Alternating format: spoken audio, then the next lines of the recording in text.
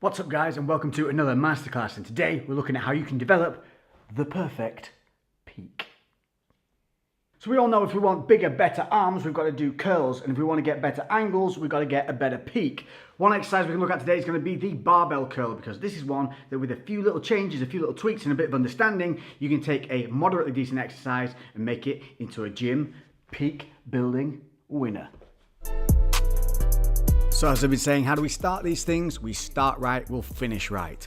Looking at common mistakes that we always make on this. From the pickup, it often starts, we have pronated shoulders, and then we'll end up coming back with this partial rep movement. Let's take a look at this. So you can see the elbows are kicking back, body's leaning forward. This leads to a body lean, hip kick, then from here, a pronation of the shoulders because of our body position. So this is activating traps because of the partial rep. So because we're not coming all the way back, the biceps not extending, traps are activating, and we end up with a movement that looks like this, which is probably only activating maybe 35%. What else we'll see is the lean back. A lean back.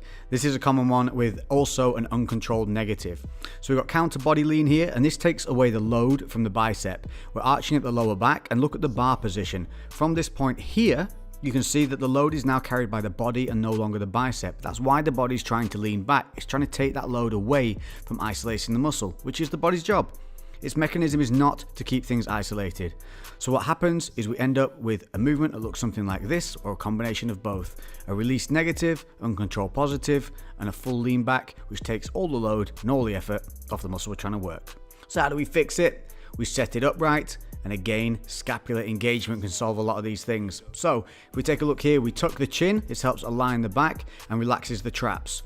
Then from this point, we're going to set the scapula. You just saw me squeeze them back there. So we're setting the scapula, so that allows for a full arm extension and creates full bicep activation. Look at the start point where the bar is. Those elbows are going to stay fixed, and to help this, squeeze the glutes a little bit. That'll help stop your hips from being able to kick backwards. The hips can't kick backwards. That's going to force you to keep your elbows in place and control that negative, which is where most of the move breaks down. So in real time, you can miss a lot of these movements. Set the scapula, tuck the chin. Tuck the chin, set the scapula. You can see how everything engages.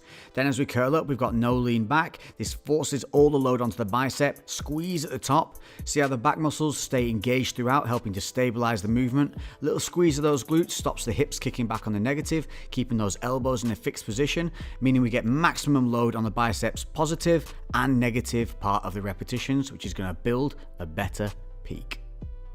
So there you go, you've now got those nuggets of information to be able to take and put into the gym and help build a better arm. Make sure that you concentrate from the feet up. As always, if you start right, you will finish right. These videos are on a regular basis now, so hit me up in the comment section with other exercises you want to know about, ones you'd like to see, some favorite ones that you maybe want to learn that you haven't tried yet. Make sure you hit that thumbs up. Hit the notification bell to make sure that you don't miss any uploads. Make sure that you opt in for all notifications, then you will never miss a single one of these masterclasses. Until the next one, I've been Lex. I'll catch you very soon. Boom, baby.